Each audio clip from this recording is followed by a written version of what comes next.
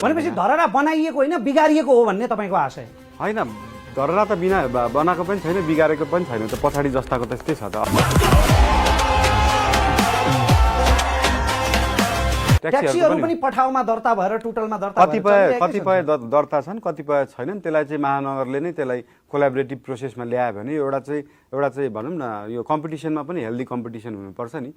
यहाँनिर एकजनाले मात्रै धेरै पाउने, अर्कोले कम पाउने, अथवा अर्कोले भोलिका दिनमा अर्कोले मात्रै धेरै पाउने, अर्कोले कम पाउनेलाई चाहिँ हेल्दी कम्पिटिसनमा लानुपर्छ। यस्तो चिज चाहिँ सबैले गरी खान पाउनुपर्छ भन्ने चाहिँ हाम्रो बुझाइ हो। महानगरले व्यवसाय गर्ने हो कि नियमन गर्ने हो? नियमन पनि गर्ने हो, व्यवसाय पनि गर्ने हो। महानगरले बिजनेस पनि गर्ने हो।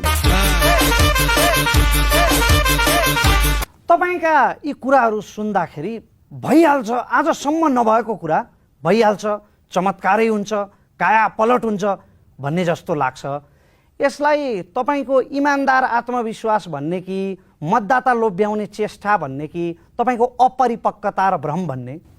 होइन, भ्रम भन्नु मिल्दैन। किन भन्दाखेरि म इन्जिनियरिङ ब्याकग्राउन्डको हो, म आफै स्ट्रक्चरल इन्जिनियर हो। मैले कुरा गर्दाखेरि इम्पोसिबल कुरा गर्नै मिल्दैन।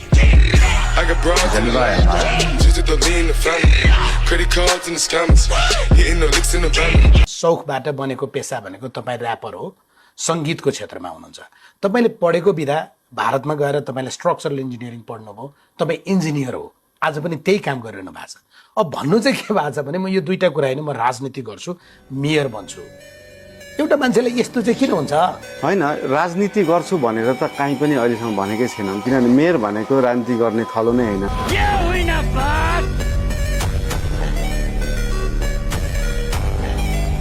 संसार युवतीमै अडेको छ है? होइन, त्यस्तो पनि होइन। युवतीमै अडेको त छैन, तर युवतीमै अडियो भने केही पनि गर्न सकिँदैन। युवतीमै चाहिँ अडिनु चाहिँ भएन, तर अडिएको जस्तो देखिन्छ, त त्यसैमा अडिराख्नु। तर पुरुषहरूको लागि युवती भनिसकेपछि सबै कुरा छोड्न तयार हुन्छ नि। यस्तो भन्छ 99% of men are busy with woman अनि रेस्ट अफ 1% आर मिलियनियर्स।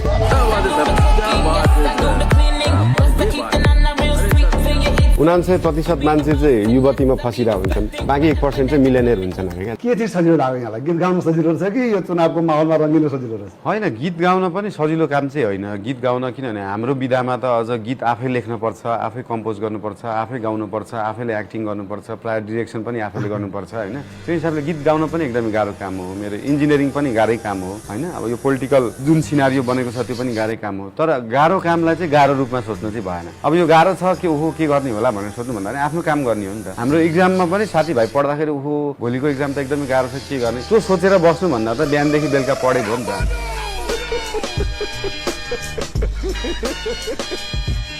होइन, गाह्रो भन्ने सजिलो भन्ने होइन। हामीले चाहिँ हाम्रो कुरा चाहिँ के हो भन्दाखेरि राजनीति होइन नि त। हाम्रो कुरा त विकाससँग जोडिएको छ नि त। मेयरको पोजिसनमा एकजना व्यक्ति गएर त्यसले राजनीति गर्ने होइन नि त। राजनीतिमा रुचि हुँदैन, ऊ राजनीति व्यक्ति होइन। राजनीतिमा रुचि हुनु त सबैको पर्यो, तपाईँको पनि पर्यो, मेरो पनि पर्यो। बच्चैदेखि हाम्रो स्कुलमा राजनीति सिकाउनु, कोही टाढा बस्नु सक्दैन, कोही पनि टाढा बस्नु सक्दैन। राजनीति बुझ्नु पर्छ, तर काम गर्ने बेलामा चाहिँ राजनीति गर्नु भएन।